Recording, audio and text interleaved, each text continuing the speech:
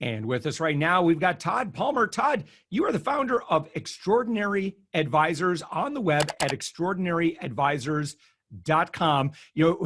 We started the call, we just started talking like, man, this is good stuff. We just got to record this. So maybe we'll kind of recap what we've already been talking about. But Todd, kind of explain what it is that you do with Extraordinary Advisors. Yeah, so it's a great question. I appreciate it. It's what I do at Extraordinary Advisors is I work with CEOs, entrepreneurs, and leaders, and I teach them inside-out leadership. So many people who are in the business coaching space, one, have never been a CEO. I'm a retired CEO with 25 years of experience, and I had to hire a coach 10 years in because I almost crashed my business into the rocks and sank the ship. So I teach them a lot of the things that I learned with my coaches. So I had a coach then, and I have a coach now. Two different people for two different reasons. And I do really inside out leadership from the perspective of getting the entrepreneur unstuck, the paralysis around decision-making, paralysis around dealing with brutal realities like we were talking about before we got on the recording. And so we go inside out, and then we put processes in place within the business. We take the complex issues they're facing, break them into simple pieces, and then we help them grow and scale their businesses, just like I did with my business. But I couldn't fix my business in 2006 when I got it into serious trouble until I first fixed myself as the entrepreneur leader. So what was going haywire at that time? So the couple things were going haywire. First, the itty bitty negative committee in my head was meeting on a pretty much daily basis, and my imposter syndrome was out of control. Yeah. And 9 years in, my imposter syndrome was powerful. Then the business from a financial perspective was nearly bankrupt. We got $600,000 in debt, 2 months away from running out of all of our money. I had personally guaranteed that money, so my house was in debt on the line. I'm a single parent. My kid is not real happy with me that, I'm not leading the family well. I'm not leading the business well. And I had a toxic and dysfunctional culture within the organization because I wasn't willing to have uncomfortable conversations. I wasn't willing to deal with underperforming employees. I wasn't willing to put the proper processes, the proper KPIs, and the proper measurements in place because it was more important for me to be liked by the team than have the team be successful. So I get to September of 2006, I hit my entrepreneurial rock bottom. I need help. I raised my hand for the first time because I'd been, in my mind, an entrepreneur is the rugged individualist. We conquer mountains and we do things other people can't do. That worked really well until it didn't. And so I hire a coach. He teaches me some quick financial literacy. I figure out where the gaps are in the process around money, mistakes I made around that, realize my team is the wrong people on the bus. I fired the entire company in one day, started over, started hiring new people with a process we called hire for DNA, not for resume. Found the inflection point within the marketplace. We were in the recruiting space, found where there was an increased demand and a diminished supply. So within 8 years, I paid off the $600,000 in debt, and the company hockey sticked, and we were fortunate enough to make the Inc. 5000 as one of the fastest growing companies in America, an amazing 6 times. Okay, so for somebody who doesn't understand what a feat that is, that's 6 years of growth. So, right. So the way that it's measured, can you kind of explain so the way it's what measured, that means for people to understand? Yeah, no, I appreciate you wanting to learn more about it because people are like, well, so what's the big deal? Well, first of all, the big deal was our intention was to get out of debt. Our intention wasn't to make the list. Our focus was to correct and fill the holes in the ship, so to speak, so the business could survive to fight another day. And then by focusing on that, then we had this inflection point of growth. The way the Inc. measured it when we were on the list, I'm not sure how they do it currently today, but it's a 3-year run rate. So they take the 3 years and they measure that growth. So the 6 years we made it was really about an 11-year successful run rate year over year. It's like compounding interest. Yeah. So, and I've been to the Inc. 500 or Inc. 5000 conference a couple of times. I got in on the military scholarship.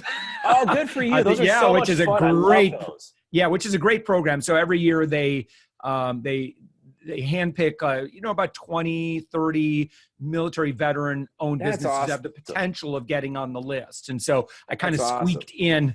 Yeah. I kind of squeaked in there a couple of times. But what a great environment. So if you've got a company that's experiencing that kind of growth, but again, doing it year after year after year, I mean, it's one thing to achieve 3 years of growth, but then to keep improving on that pace faster than anybody else, that is applying to be on that list.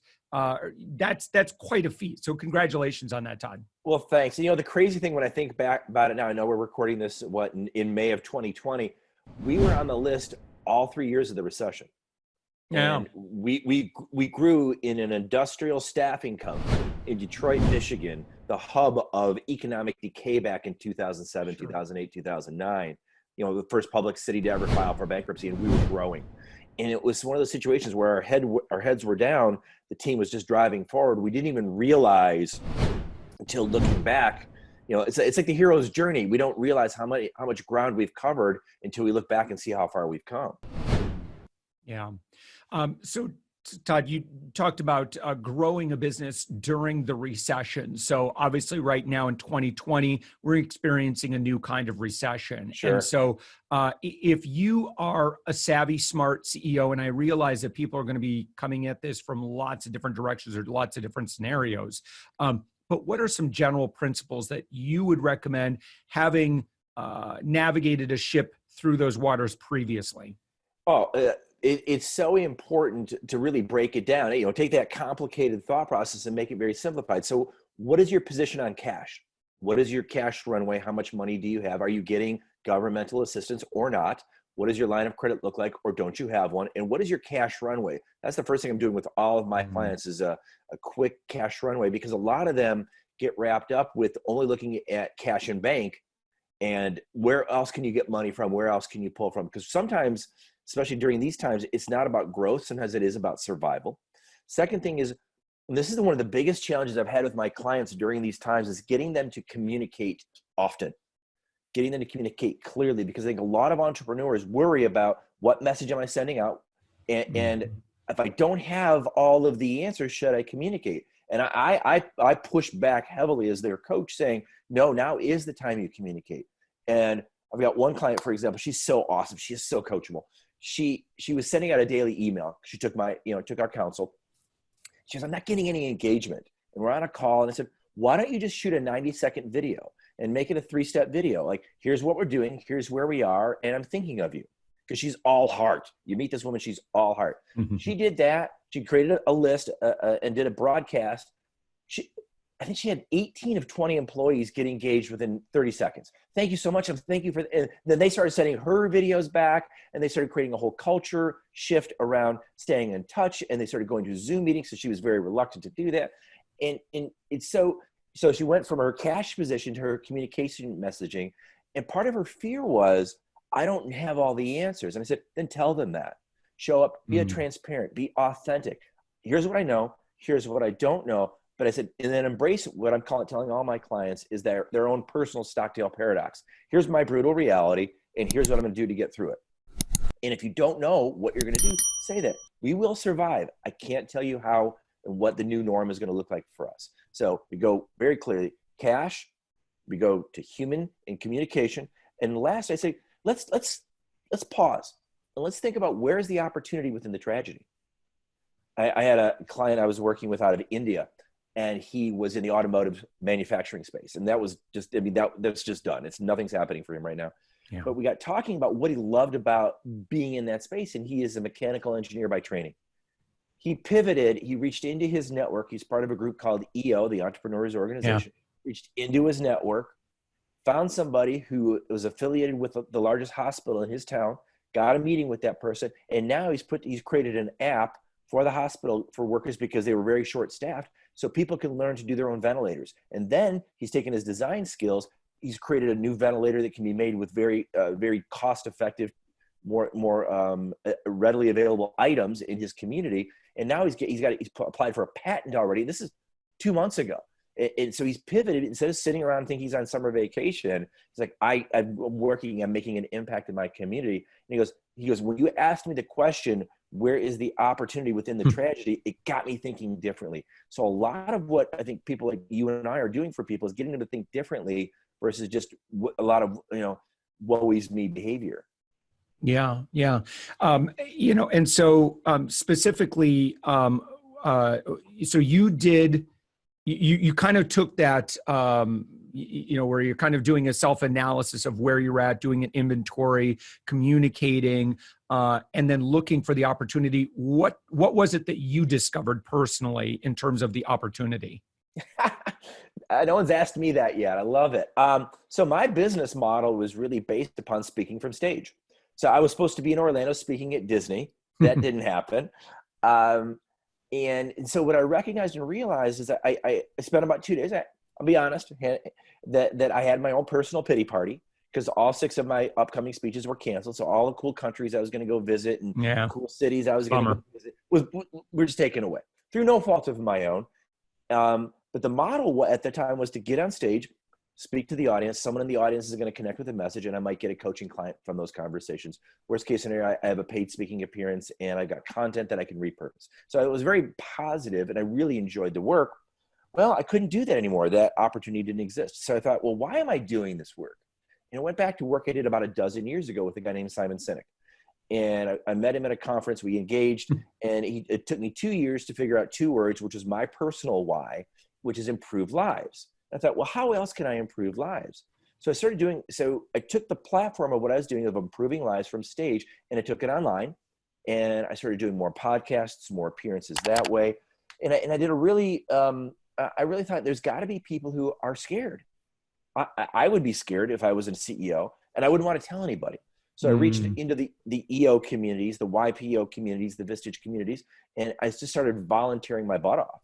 I got on about 47 calls with different CEOs from around the globe and doing 30-minute free coaching sessions to help them get unstuck. And from there, then it's gotten me onto some webinars with people they know. People have seen it. So that's how I've pivoted my business, because the delivery mechanism of speaking from stage doesn't exist. Tell me more about that. What you did. You and I kind of had some similar experiences in that, with Savings Angel, there's a couple of things I want to talk about. So number one is our inability to control markets. Markets are what they are. And so sometimes I know for me, for a while, I had a bit of arrogance in that, the market really doesn't know what it wants. I'm going to give it to them. And then they're, even though they're not telling me they want this, I'm just going to give it to them anyway. Well, and then they're going to be dazzled by that. When you look back, Henry Ford's famous quote is, if I listened to the marketplace, I would have just made a faster horse. So that totally makes sense to me. Yeah, right.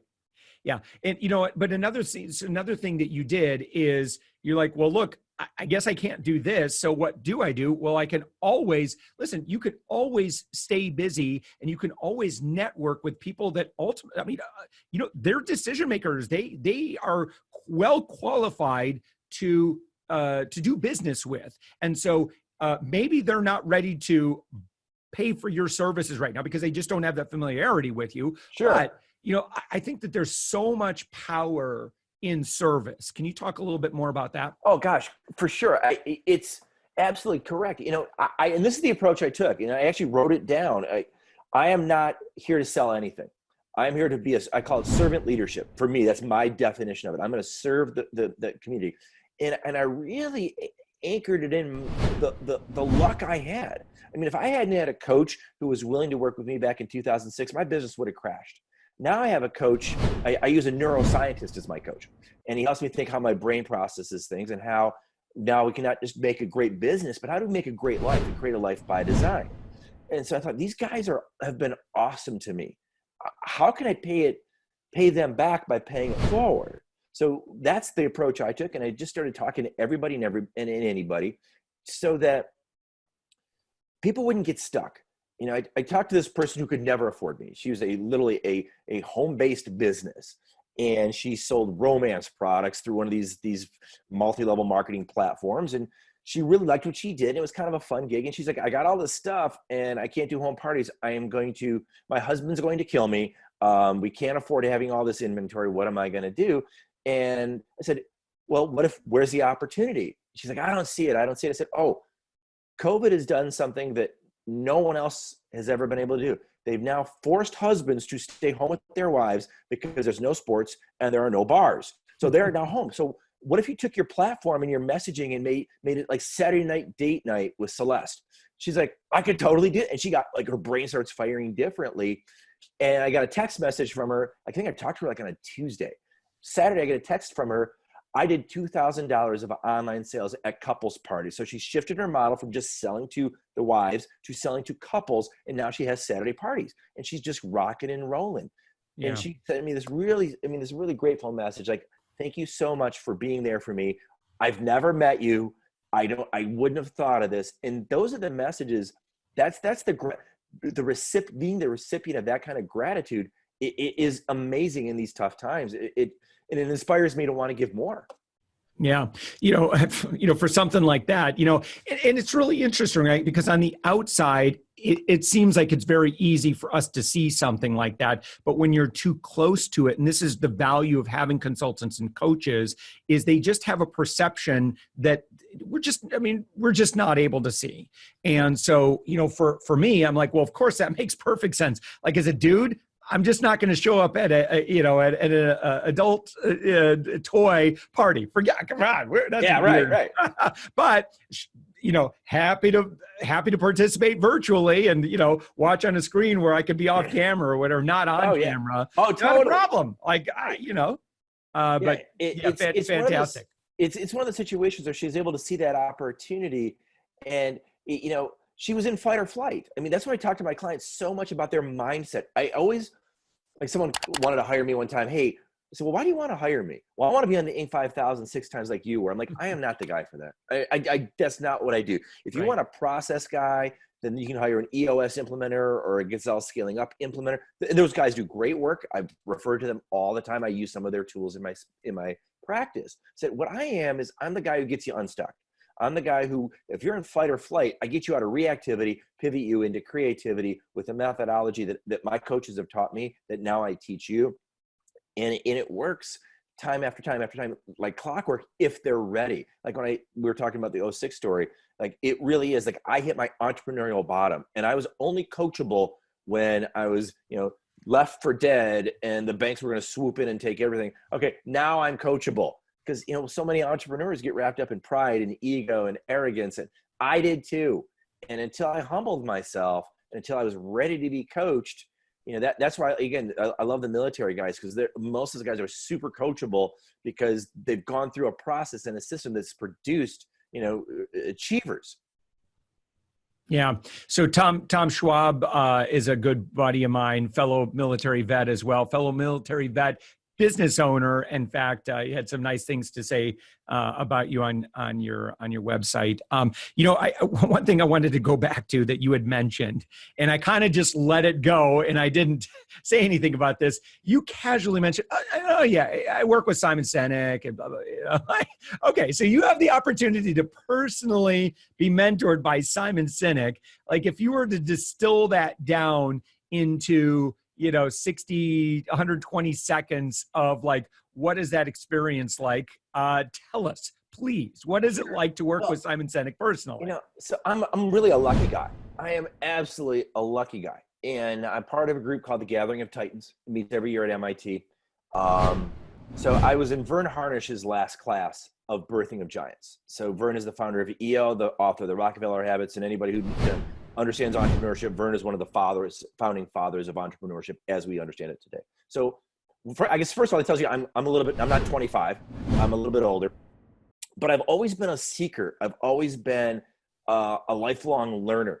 So I went from Vern, and then I do the Titans. We bring in Simon Sinek. I connect with Simon, and he asks really smart questions. That's the greatest thing I've learned about having great coaches. It's not the knowledge they have, it's the questions they ask and the experience share they give. I don't believe that the best coaches are just the ones who just deliver a message. Because I've learned one size doesn't fit all. At least that's been my experience. So Vern asks great questions. Sinek asked great questions, and they challenged me.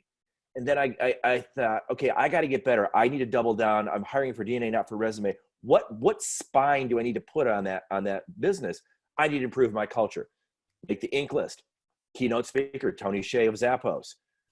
I'm just like, I'm clueless or fearless, one of the two. Hey, do you have 5 minutes? Like, yeah, come on my bus with me. So I'm sitting on the bus shooting the breeze with Tony Hsieh for 2 hours. He's like, come on out to Nevada. I'll set it up and you can go take a tour and spend 2 days with my team. So I literally flew my entire company out there as a reward for them. And I'm sitting with these leaders.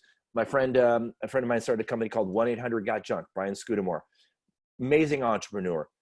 I said, I'm working on my second book. Hey, would you mind being in my book? Like literally, that was my entire sophisticated ask. It's like, oh my gosh, absolutely, I'd be happy to. So I got, so if anybody takes anything from this part of the conversation, Josh, is if there's somebody you want to talk to, go talk to them. I mean, we all put our pants on the same way. Tony has great stories of almost failing. Brian has great stories of almost failing. Simon, when we had Simon, he hadn't even got a book deal yet. He's like, his entire company was a marker and a whiteboard, but it was the knowledge they could impart. Vern will tell you stories about it. He's almost crashed. We're all the same. It's now with Shark Tank and The Profit and these great shows that promote entrepreneurism, Mark Cuban's seems like just one of the realest people you're going to hear. Like, yeah, I read. What does Mark Cuban talk about? I spend 3 to 4 hours every day reading and learning. Lifelong learners. You can't get stuck in your business. You got to go out and connect with other people. Mark Cuban's had coaches. Everybody's got coaches. They talk to these people like, well, I don't need a coach. How can you not have a coach? I mean, the greatest athletes. Just watched the thing with Jordan on ESPN. We're watching it right now. Yeah, it's awesome. Michael Jordan, best basketball player on the planet. Does Michael Jordan have a coach? Of course, because the coach is going to see things that Michael doesn't. Michael's in the game. Michael's the one with the ball. Michael can't stand, 40 feet back and observe what's going on, right, and provide that feedback. Oh yeah, Phil Jackson can. Yeah, Tim Grover's helping him with his body. He's like, I need to change my body from baseball back into basketball. I gotta get with my guys. Yeah, and I loved the best thing he said about coaching in general was, I will not play for anybody other than Phil Jackson. Yeah. Right.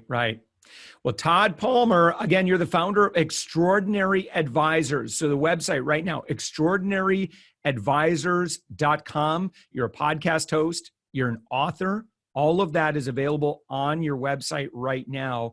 Todd, if there were one thing that you'd say, man, I really like this Todd Palmer guy, I want more. What would be the best more for them to pursue? The best more is to just like I did with Cynic, with Vern, with Tony from Zappos, reach out to me, book a call with me. It's free. I'm not going to put you into some kind of lead generation system. I need one. I need to build one. Not my unique ability. I'm the vision guy, not the execution guy. But let's have a conversation. It's tough times. I literally speak from Brazil to South America, around the globe. I'm happy to talk to you. Don't hold back because you think it's an unapproachable situation. Give you 30 minutes free. All I ask is that you, especially if you're a military veteran, please tell me, because I want to thank you for your service.